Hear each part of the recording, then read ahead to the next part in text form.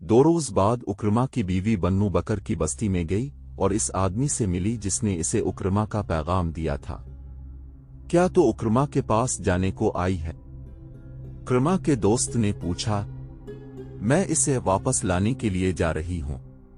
उक्रमा की बीवी ने कहा, क्या तो नहीं जानती कि वो आया तो उसे कत्ल कर दिया जाएगा? इसे कत्ल नहीं किया जाएगा। उक्रमा की बीवी ने कहा, मैंने इस्लाम कबूल कर लिया है और अल्लाह के रसूल ने मेरी फरियाद पर मेरे शौहर को मुआफ कर दिया है। क्या तूने मोहम्मद को अल्लाह का रसूल मान लिया है? मान लिया है। मोहम्मद सल्लल्लाहु ने तुम्हारे साथ सौदा किया होगा। उक्रमा के दोस्त ने कहा, उसने तुम्हारे आगे ये शर्त रखी होगी कि तुम और उक्रमा इस्लाम कबूल कर लो तो नहीं। उक्रमा की बीवी ने कहा, अब जो अल्लाह के भेजे हुए रसूल हैं, मेरे साथ ऐसा कोई सौदा नहीं किया और मोहम्मद उनमें से नहीं जो सौदा करके अपनी बात मनवाया करते हैं। मैं वहां अपने शौहर की जान बख्शी की फरियाद लेकर गई थी।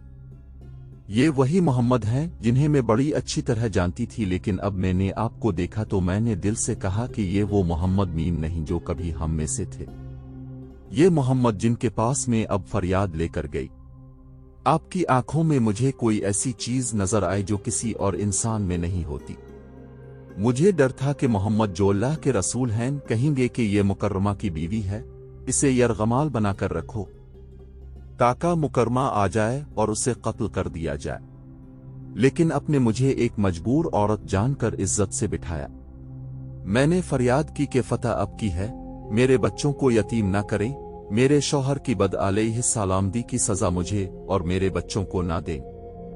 अपने कहा, मैंने उक्रमा को मुआफ किया और मालूम नहीं वो कौन सी ताकत थी जिसने मुझसे कहलवाया कि मैंने तस्लीम किया कि मोहम्मद अल्लाह के रसूल है। अब मैं इस खुदा को मानती हूं जिसने मोहम्मद को रिसालत दी है, और तो मुसलमान हो गई। उक्रमा के दोस्त ने कहा, हां।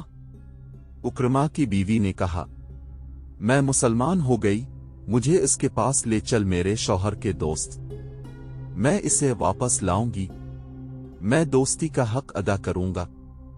उक्रमा के दोस्त ने कहा, चल मैं तेरे साथ चलता हूं। काफी दिनों बाद उक्रमा अपनी बीवी के साथ मक्का में दाखिल हुआ। अपने घर जाने के बजाय हुजूर अकरम के पास गया और उसने अपने किए की मुआफी मांगकर इस्लाम कबूल कर लिया।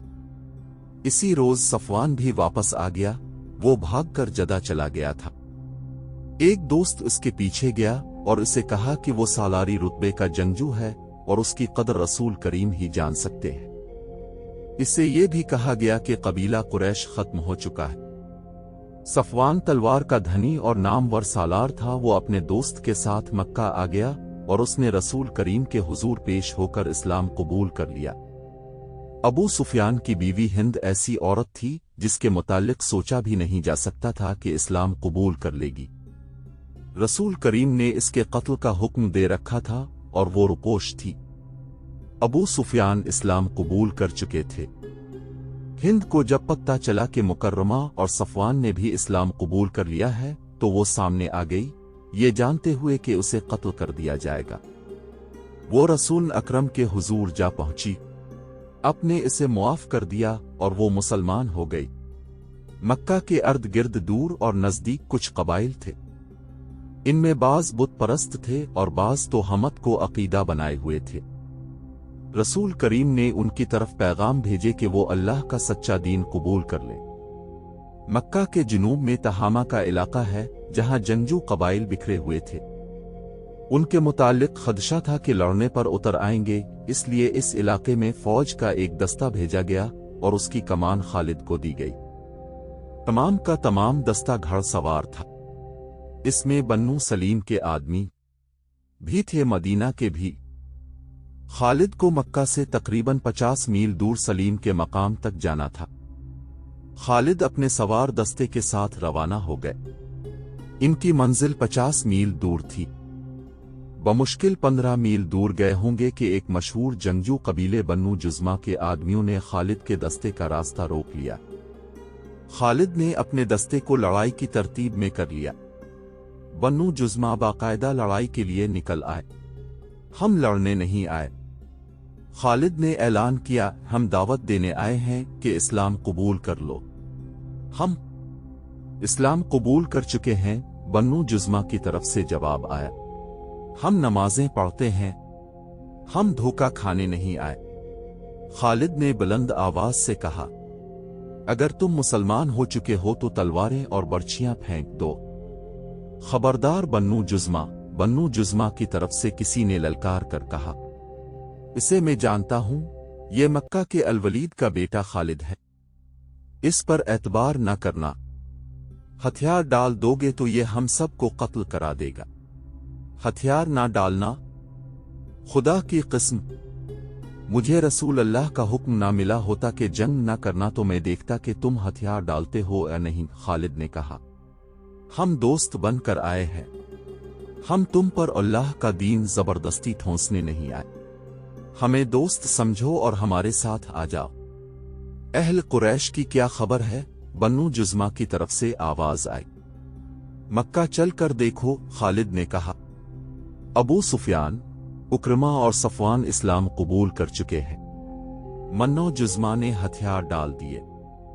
खालिद घोड़े से उतरकर आगे बढ़े और बन्नू जुज़मा के सरदार से मिले और पूरे कबीले ने इस्लाम कबूल कर लिया। मुसलमानों को मक्का एक मरकज की हैसियत से मिल गया। ये सूरज की मानिंद था जिसकी किरणें दूर दूर तक फैलने लगे, लेकिन इस्लाम की दुश्मन कुव्वतें यकजा हो रही थीं।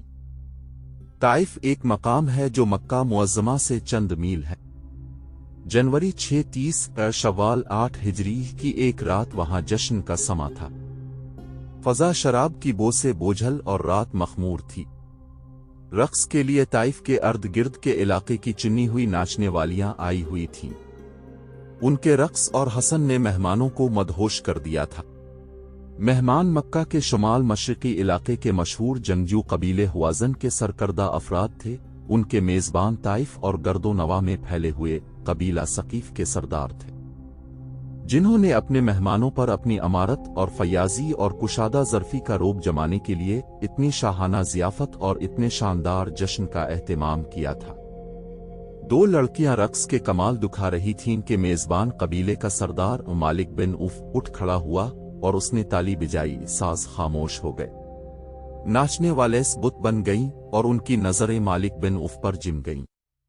मेहमानों पर सन्नाटा तारी हो गया। ऐसे लगता था जैसे रात के गुजरते लम्हों का काफिला रुक गया हो।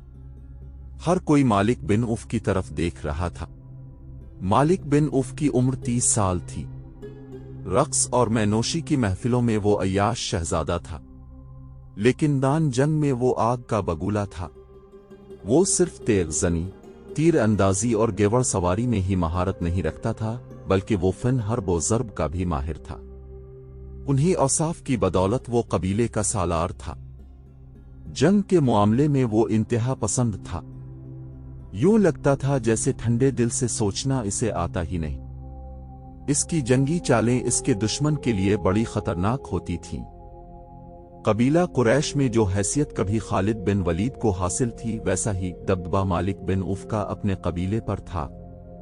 हमने बहुत खा लिया है। मालिक बिन उफ ने रक्स रुकवाकर मेजबानों और मेहमानों से खिताब किया। हम शराब के मटके खाली कर चुके हैं। हम थिरकती हुई जवानियों से लुत्फ अंदोज हो चुके हैं।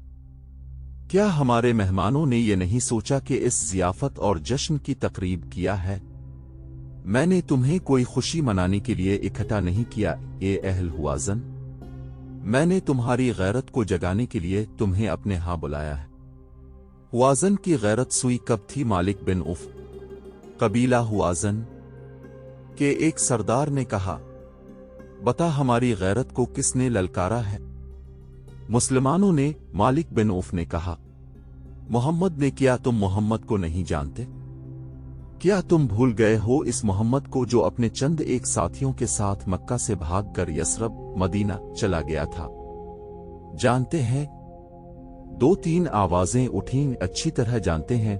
वो अपने आप को खुदा का नबी कहता है। हम उसे नबी नहीं मानते। एक और आवाज उठी, कोई नबी होता तो हम में से होता। जो अहल सकीफ हैं, हुआज़न के कबीले से होता का वो नबी है या नहीं? मालिक बिन औफ ने कहा, मैं तुम्हें ये बताना चाहता हूं कि जिस मक्का से मोहम्मद भागा था, इस मक्का का अब वो हाकिम है। मक्का में इसका हुक्म चलता है और उसकी जंगी ताकत बढ़ती जा रही है। कबीला कुरैश इसके आगे हथियार डाल चुका है और उसके मजहब को कबूल करता चला जा रहा है। अबू सुफियान, उक्रमा और सफवान जैसे जाबिर जंगजू मोहम्मद का मजहब कबूल कर चुके हैं। खालिद बिन वलीद ने पहले ही ये नया मजहब कबूल कर लिया था। मुसलमानों ने मक्का में तमाम बुत तोड़ डाले हैं। अहल कुरैश को अपनी गैरत और अपने मजहब का पास होता तो वो अपनी तलवारें अपने पेटों में घोंप लेते। किसी और ने कहा, अब सितारों से धुरा ये आसमान देखेगा कि हुआज़न और सकीफ को अपनी गैरत का कितना पास है। मालिक बिन औफ ने कहा, क्या तू ये चाहता है कि हम में से कोई मोहम्मद को कत्ल कर दे? कबीला हुआज़न के एक सरदार ने कहा, अगर तू यही कहना चाहता है तो ये काम मेरे सुपुर्द कर। अब मोहम्मद को कत्ल कर देने से कुछ हासिल नहीं होगा। मालिक बिन औफ ने कहा, इसे कत्ल कर दोगे तो उसके पैरोकार उसे अपने दिलों में जिंदा रखेंगे। उनकी तादाद इतनी ज्यादा हो गई है कि अब वो एक आदमी के कत्ल से वो इस रास्ते से नहीं हटेंगे जिस पर उन्हें डाल दिया गया है। कहते हैं मोहम्मद के हाथ में कोई जादू आ गया है।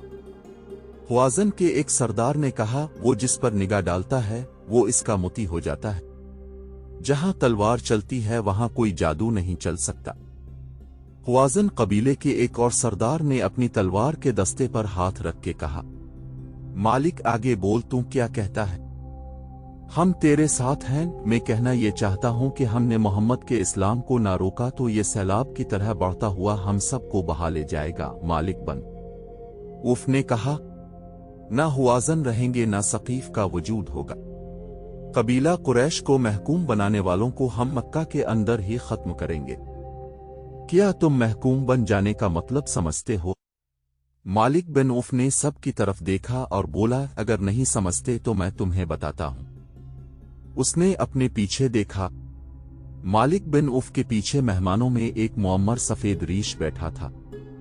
इसका निंग दूसरों की निस्बत साफ और सफेदी माइल था। वो ज़ईफ इतना था कि इसका सर हिलता था और कमर में हल्का सा खम था।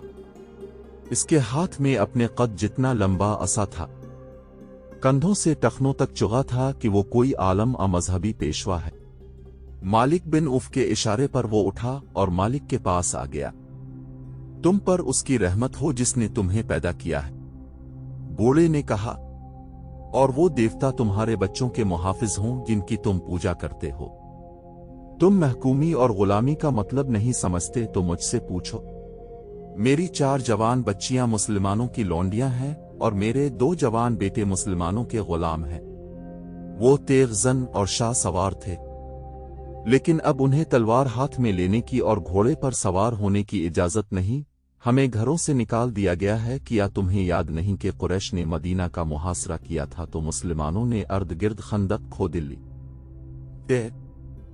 कुरैश इस खंदक को फलांग नहीं सके थे। फिर इस कदर तुंद और तेज तूफान आया कि कुरैश जो पहले ही बददिल हो चुके थे बखर गए और मक्का को वापस चले गए थे। जब मुसलमानों के सर से खतरा टल गया तो उन्होंने इन यहूदियों पर हल्ला बोल दिया जो उनके साथ मदीना में अमन से रहते थे। इन यहूदियों को उन्होंने कत्ल कर दिया और उनकी औरतों को और उनके बच्चों को आपस में बांटकर उन्हें लौंडियां और गुलाम बना लिया। ये बुजुर्ग कबीला सकीफ के एक सरकर्दा आदमी ने बुलंद आवाज से कहा, अगर तू यहूदी है तो क्या हमने गलत सुना था कि तेरे कबीले ने मुसलमानों को धोखा दिया था? तुमने जो सुना दुरुस्त सुना था। बूढ़े ने कहा, हमारा धोखा कामयाब नहीं हुए थे। हम मुसलमानों की पीठ में खंजर उतारना चाहते थे लेकिन कुरैश पीठ दिखा गए। मुसलमानों को धोखा देकर कमजोर करना हमारा फर्ज था, लेकिन मुसलमानों की तलवारों ने हमें कमजोर कर दिया। तो जो बनी इसराइल से है, क्या हमें उकसाने आया है कि हम मुसलमानों से तेरे कबीले के खून का इंतकाम ले? सकीफ के कबीले एक सरदार ने कहा। एक और ज़ईफ और उमर शख्स अलिफाटे खड़ा हुआ। उसका नाम दरियत बिन अल्ज़मा था।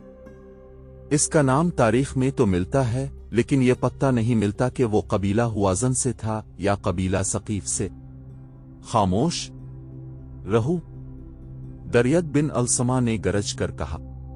हम बनी इसराइल के खून का इंतकाम नहीं लेंगे। क्या तुम अभी तक शक में हो? क्या तुम अभी तक नहीं समझे कि हमने मुसलमानों पर हमला करके उनका खून अपनी तलवारों को ना पिलाया और उनके जख्मियों को घोड़ों तले ना रौंदा, तो वो हमें भी कत्ल करके तुम्हारी बेटियों को, तुम्हारी बहनों को और तुम्हारी बीवियों को अपनी लौंडियां और हमारे बच्चों को अपना गुलाम बना लेंगे।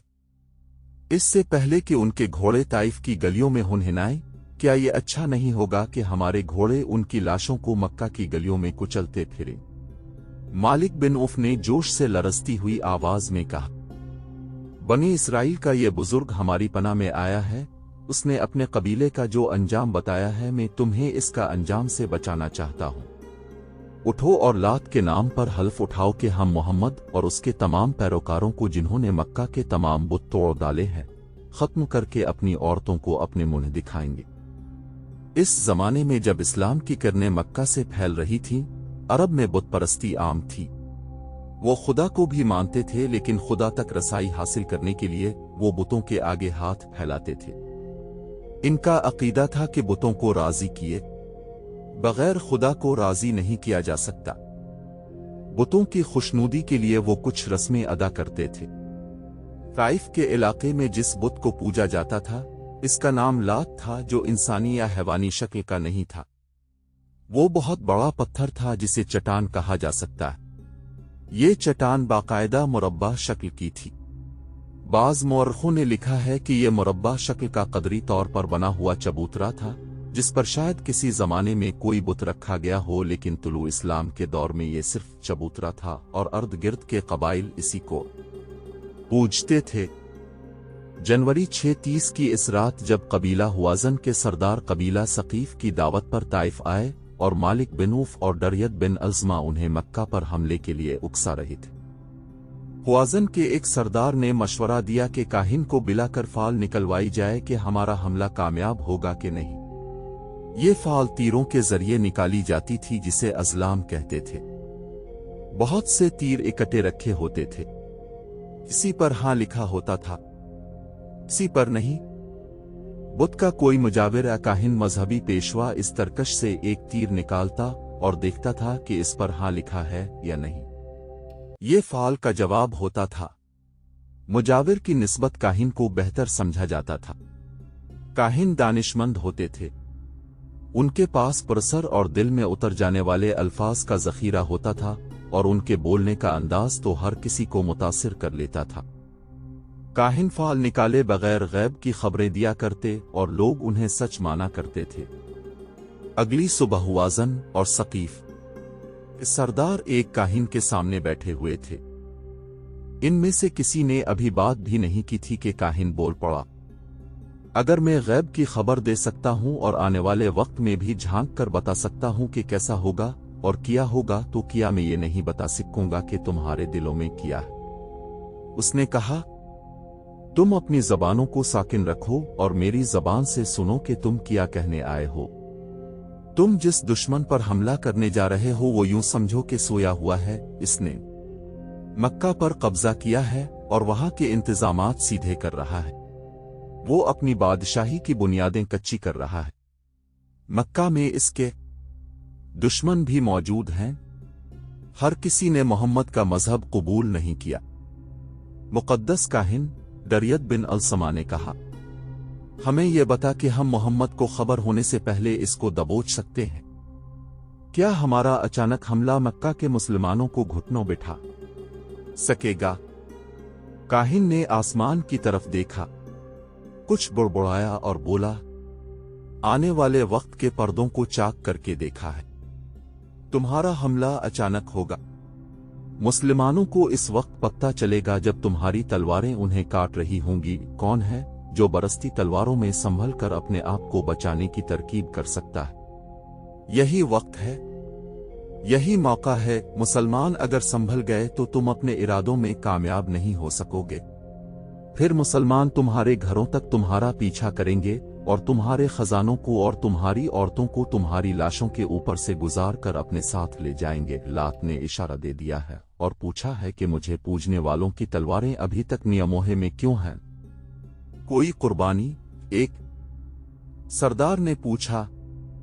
काहिन ने कहा, अपने कबीले से कहो कि पीठ न दिखाएं, अपने खून की और अपनी जानों की कुर्बानी दे, वक्त जाय न करे। जाओ, मैंने तुम्हें खबर दे दी है, मक्का में मुसलमान दूसरे कामों में मसरूफ हैं, वो लड़ने के लिए तैयार नहीं। ये वक्त फिर नहीं आएगा। हाम इस ऊंट को कहते थे जिसकी चौथी नस्ल पैदा हो जाती थी। इसे ये लोग अपने बुत के नाम पर खुला छोड़ देते थे। इस ऊंट को मतबर्रिक समझकर इस पर न कोई सवारी कर सकता था, न इससे कोई और काम लिया जाता था।